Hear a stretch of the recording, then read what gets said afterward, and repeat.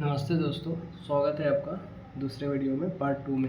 जैसे पार्ट 1 ने अपने बस वॉल्यूम फॉरवर्ड का वॉल्यूम रिटर्न का ये निकालना सीख गया, तो अभी आपका 70% काम हो गया, सीख गए आप। ठीक है, अब बचा है स्पीड कैलकुलेशन का। ठीक है, तो उसके लिए सबसे पहले आपको जो सिलेंडर आप लिए हैं उसमें जो पंप यूज़ कर रहे हैं, वेन पंप या हाइड्रोलिक में एक्चुअली वेन पंप यूज़ किया जाता है या रोटरी गियर पंप। ठीक है, तो वेन पंप यदि आप यूज़ कर रहे हैं तो उसमें कुछ फ्लो रेट होगा। फ्लो रेट एलपीएम में होगा। मैं इसके कैलकुलेशन के लिए 50 एलपीएम एज्यूम कर लेता हूँ कि हाँ, हमारे पंप का जो फ्लो रेट है वो 50 एलपीएम है। ठीक, तो उसके हिसाब से अपना कैलकुलेशन करते हैं। तो अपना वॉल्यूम इतना लीटर अपना फॉरवर्ड में आ रहा था, तो अपना वॉल्यूम फॉरवर्ड में इतना आ रहा था, तो जो अपना फॉरवर्ड स्ट्रोक में लगा टाइम निकालेंगे। सबसे पहले टाइम कैलकुलेट कर रहे हैं। टाइम फॉर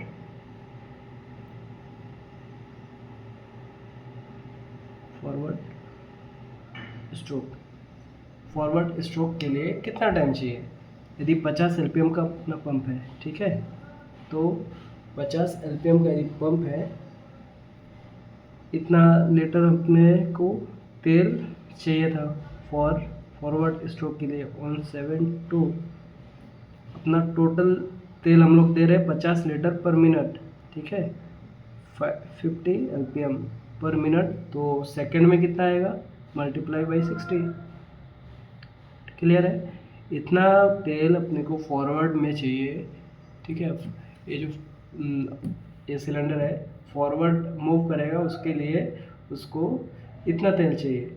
अब इतना तेल की जगह मैंने इतना तेल उसको 1 मिनट में दिया। 1 मिनट के लिए इसमें 60 मल्टीप्लाई किया हूँ। ठीक है, तो 50 लीटर पर मिनट में यदि तेल देता हूँ तो कितना टाइम चाहिए उसको।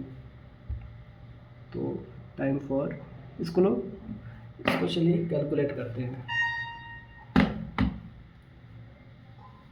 0.935172 इंटू 60 बाई 50, 1.1220 सेकेंड चाहिए इसको फॉरवर्ड मूव करने के लिए। ठीक है, और रिटर्न के लिए कितना, इसको भी कैलकुलेट करते हैं। हमारे पास रिटर्न का भी है, ये वाला जो अपना वैल्यू है रिटर्न के लिए। ठीक, 0.904542 लीटर रिटर्न में चाहिए, तो उसका अपना एलपीएम है 50 और 50 पर मिनट। ठीक है, तो टाइम फॉर रिटर्न स्ट्रोक इसको भी कैलकुलेट करते हैं।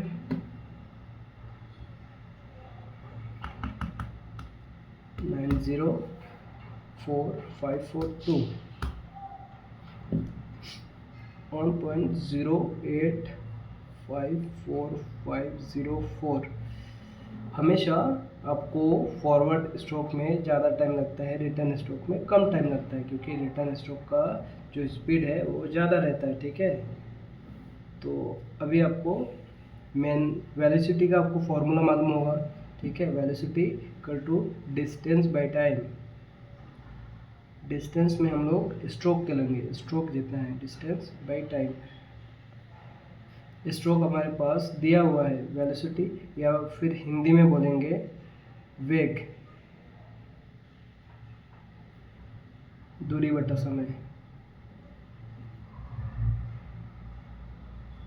ठीक, तो डिस्टेंस कितना है, स्ट्रोक अपना 300 mm स्ट्रोक था, यहाँ पे 300 mm स्ट्रोक था, 300 mm स्ट्रोक है। वेलोसिटी फॉर फॉरवर्ड, ठीक, 300 mm पर टाइम कितना निकाले हैं, 1.1220। तो velocity for forward stroke calculate कीजिए। 300 डिवाइडेड बाई 1.1220 267.37 mm पर सेकेंड। ये आपका फॉरवर्ड स्ट्रोक में स्पीड है, इतना mm वो मूव करेगा 1 सेकेंड में, ठीक है। और रिटर्न स्ट्रोक में वेलोसिटी क्या रहेगा, यहीं पे हम लोग एलपीएम कर देंगे, स्पीड कम हो जाएगा, क्योंकि एलपीएम या फ्लो रेट के ऊपर ही आपका स्पीड डिपेंड करता है, ठीक है। और जितने भी वेन पंप होते हैं सब में पावर लगभग सेम होता है, आपका 230 या 170 190 जो भी स्टैंडर्ड रहता है। आप पंप का सिलेक्शन बस फ्लो रेट या स्पीड के लिए करते हैं, ठीक है। तो रिटर्न स्ट्रोक में अपना जो वेलोसिटी है वो होगा, डिस्टेंस सेम कवर कर रहा है और टाइम हम लोग निकाले हैं 1.08540504, ठीक है। तो वेलोसिटी फॉर रिटर्न स्ट्रोक